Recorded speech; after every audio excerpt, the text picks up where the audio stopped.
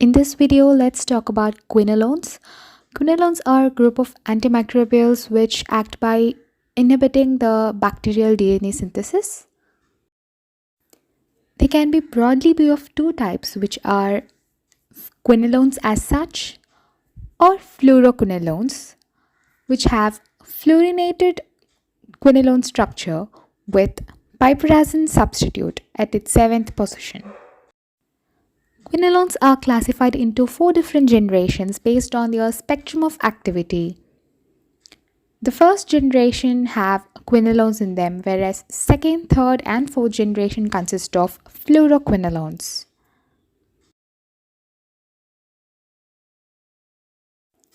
The first generation quinolones are nalidixic acid and oxalinic acid. The second generation quinolones are norfloxacin, lomifloxacin, ofloxacin, and ciprofloxacin. The third generation quinolones are, the fluoroquinolones are levofloxacin, sparfloxacin, gatifloxacin, and pefloxacin. Whereas the fourth generation fluoroquinolones are trovafloxacin, prudifloxacin, flerofloxacin. The first generation quinolones are active against selective gram-negative bacteria, whereas the second generation fluoroquinolones are active against expanded gram-negative bacterial spectrum. The third generation fluoroquinolones are active against gram-positive as well as gram-negative bacteria, whereas the fourth generation fluoroquinolones are active against gram-positive, gram-negative, and anaerobes.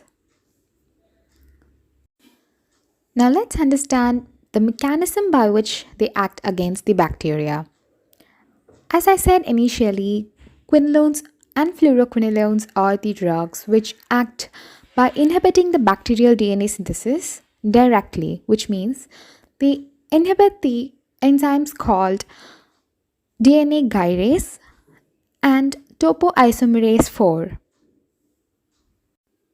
These two enzymes are vital for bacterial DNA synthesis, where the bacterial DNA gyrase enzyme is responsible for introducing nick on the double-stranded DNA, whereas the topoisomerase 4 enzyme is responsible for separating the daughter DNA after the DNA replication.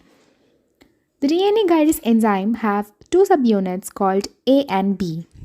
Here, the A subunit is responsible for nicking of the DNA, whereas the B subunit is responsible for introducing negative supercoils on it. The quinolones and the fluoroquinolones specifically inhibit the A subunit of this DNA gyrase, thereby inhibiting the process of introduction of nick on the double-stranded DNA.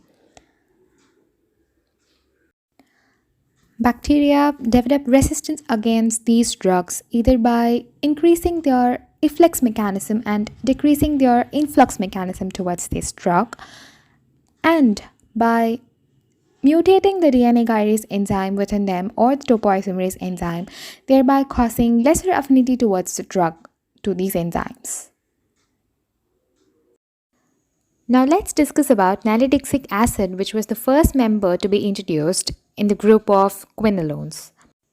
These drugs are highly active against gram-negative bacteria like E. coli and Proteus, and they act by inhibiting the bacterial DNA gyrase, and it is bactericidal in nature. These drugs are not used nowadays because of their CNS side effects, which is vertigo, drowsiness, visual disturbances, and they may also cause seizures. They also lead to some GI side effects and also may cause hemolysis in G6PD deficiency.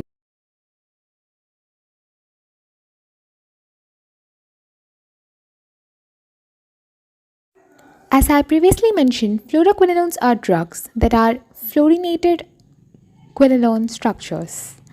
The second, third, and fourth generation drugs that we discussed previously under their classification are called fluoroquinolones. Now let's discuss about the pharmacokinetic properties of these fluoroquinolones. They are absorbed orally, rapidly, and the food is responsible for delaying the absorption process. These drugs also have good tissue permeability ability, and it is excreted primarily in urine both by glomerular filtration and tubular secretion. Fluoroquinolones do not cause the major CNS disturbances that we have dealt with the nalidixic acid or the quinolones, like seizures and tremors. But they have minor CNS side effects like dizziness, headache, restlessness, anxiety. But tremors and seizures can also occur at high doses, but they are very rare in case of fluoroquinolones. Other most common adverse effects are nausea, vomiting, hypersensitivity, rash, or pruritus. We also have photosensitivity here. The major and most common side effect of fluoroquinolones are tendonitis and tendon rupture. These mostly happen about the age of 60.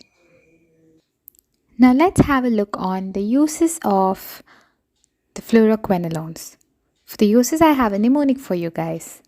That is great good morning you sock. Okay, now let me decode that for you guys. The primary use for this fluoroquinolones are gastroenteritis, gonorrheal infections. It is also used in the combination therapy of multi-drug resistant tuberculosis, urinary tract infection, skin and soft tissue infection, osteomyelitis, and chancroid.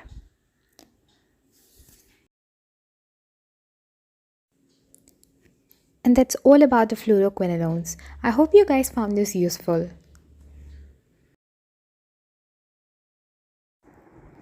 Do like this video and subscribe to Medinare for more. Have a nice day.